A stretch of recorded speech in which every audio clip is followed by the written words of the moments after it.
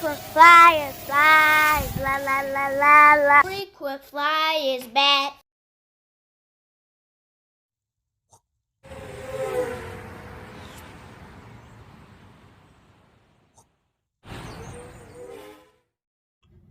What's up? You checking out the Frequent Flyer. Welcome back to the channel. Smash the like button to show your support. And if you're new to the channel, I'd like to extend a warm welcome.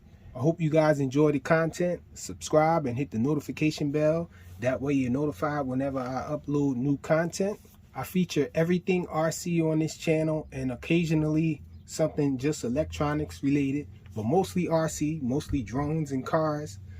But anyhow, today we're going to review this Emax Transporter 2 goggle, and this is the analog version. There is a HD0 version, and I will do a review on that coming up soon, but this one is the analog version. Everybody's not into digital yet. And so this one here, I really like this one. I chose this one specifically because it has a monitor on the front that can be removed. This doubles as a monitor and goggle, and so the front here pops off and you have a monitor. You have a mounting hole there on the bottom to mount this to a tripod or whatever you want to mount this thing to. You can buy these little ball mounts and whatnot and get this thing to mount onto just about anything. And so I really like that feature in this thing. It's the main attraction for me. But the monitor is a little small. I don't mind that much. It could be a little larger, but for what I use it for, it's pretty awesome. I like to mount this thing on my transmitter when I'm doing FPV, of course, instead of having goggles on where you can't see your surroundings. I like to be aware of my surroundings at all times, especially due to the fact that I'm usually out flying by myself, all by my lonesome. And so this goggle here, it's a pretty decent goggle. I would say I would label this a entry-level goggle, and that's just because it's a box goggle, and I don't think they have a lot of spare parts for this thing. I haven't seen any. It has this face cushion right here on the front. It comes up sometimes. It never completely came off, but it does shift around. As you guys can see, this isn't completely straight as it was initially. And so that's just one little thing that I noticed about these goggles, is this comes off sometimes. It hasn't lost its stickiness yet for it to completely just fall off. I've had these goggles for weeks now, and I rarely ever use it in goggle form, but when I have used it in goggle form, I found that it seems a little small, and I need glasses. Glasses cannot fit in here. It's kind of catered towards a smaller face, I think, but you shouldn't have any problem with fitting these things on, but you're not going to be able to get any glasses in there. There's a pretty wide space here, but I haven't had a problem with light leak or anything like that. I've just had a problem with how far the monitor is away when you put your face to this thing. It seems like they could have benefited from a little more telescopic ability on the sides here. If you squeeze on each side, it allows you to adjust the faceplate, and so you can move it closer or further away. But in my opinion, it doesn't move back far enough in order for me to comfortably view the screen on the inside. But it's not bad. I guess some people might find it okay if you have okay sight, but I think I'm farsighted. I'm sorry, I think I'm a little more farsighted. It gets a little easier for me when I pull it back, but it's just not enough.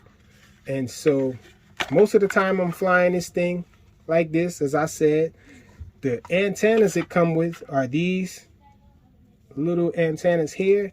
They're not bad, but you guys probably know by now that you're never going to keep these little antennas that they come with. You're always going to swap it out for a mushroom or a lollipop or something. I've tried this triple patch antenna and this lollipop. It seems like the best combination for me. This triple patch allows for me to get reception when the quad is far away, but it's kind of focused. So whatever direction the craft is, you're going to have to be mindful of that and try to face it with this thing here if you want to get maximum reception. But with this mushroom, it can be, you know, pretty much anywhere, so it's a pretty decent combination. This one is for the range, this one is for the spread. But my main gripe with this thing is it seems like the backlight doesn't go bright enough for outdoors. So a lot of times if you're not head on with it or looking at it from the right angle, you can get reflections from outside. You can get the sun washing out the screen and all. So not really that bright for outdoors, but for indoors, this thing is excellent. I love flying through the house, viewing with this thing on my tiny whoops and all. It just looks really clear and all inside, but the sunlight is the only place that has the problem. And I think that's probably due to how shiny and reflective that this screen is.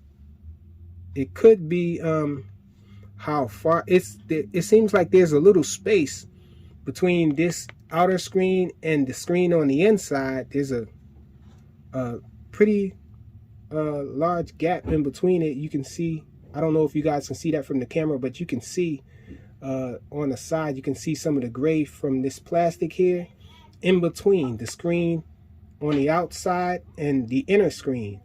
And so I think that's probably what makes the viewing angles and all pretty bad, especially outside. But indoors it's no problem. The reception on this thing with the stock antennas is not bad, but you're going to get a whole lot of flicker when you start flying out in wooded areas and all. That's where I like to fly at. But if you're flying indoors or you're flying in an open space with no obstacles around and all, you're going to get pretty decent reception with these things here. And so if you're trying to fly away far, or you have a wooded area that you're flying in, or you have obstacles around you, then you might want to swap out the antennas. And the recording format is not bad at all. It records in MP4. My editing program doesn't natively support the MP4. I don't know what it is. I wish that there was a way that you can change the recording format. So a lot of times I have to use another program in order to convert the video that outputs from this thing into a format that my video editing program accepts. And so I do all my editing on my phone. If you're editing your footage on a computer, it probably won't be a problem, but it's been a problem for me. And so altogether, this thing weighs about 400 grams, and it does have auto search on it, and it's pretty good at locking in on the channels. I use auto search all the time. I know people are always saying you're not supposed to use the auto search, but I'm lazy. I use it all the time. I don't keep track of my channels that I'm on all my quads and all. So I just hit that auto search button and it usually finds the channel after a while. This is the menu key here on the left, and the menu key doubles as an on and off button. If you hold this button down, it turns it off and on if you hold it down. And so on the right side, we have the band button there. Next button down is the channel button, and then we have the record button here, and they're all labeled with letters. Audio, video out as well for this hole here. And this is a micro USB cable. It's not the USB type C like we're accustomed to nowadays with our phones and all. It's the older micro USB connection there. And so it does have 4 magnets on the outer edges of the screen in order to lock it onto the goggle. So, and you see it has, I don't know if these are magnets or metal, but those are the connection points that hold this thing on, and it stays on pretty well. I haven't had a problem with this thing falling out. The strap is pretty comfortable and adjustable on the sides. Emax logo on them and all. And so pretty decent goggle. I'm happy with it. Although I am switching to digital. I plan to switch to digital eventually, but right now I still got a bunch of quads that I fly analog, and this thing does it for me. I really like it. Oh, and one other thing that this thing has on it that I didn't mention is a little reset button. There's a little pinhole there, and there's a reset button in there. You got to get something to fit in there and press that and it'll reset. I guess if the screen freezes or anything, I haven't had any problems with that though. And also up here you have indicator lights, LED indicators to let you know when you're charging this thing. When you're recording, it's red, letting you know that it's recording, and then it turns green. There's a green light there as well that lets you know when you're done charging, when this thing is fully charged. The micro SD card slot is down here as well. I really don't like that they recessed it like that, but it's not too much of a problem, but it does make it a little harder to pop the SD card out. And the antenna connection is the one with the little stem on the antenna sticking out of the antenna. I think it's RSMA. I'm not sure what they call that, but that's the one that it is. So on the goggle or the monitor, it has the hole instead of the stem. And so that's the one that you have to get for it. For the most part, that's it. Pretty decent goggle. I really love it because the monitor pops off of it.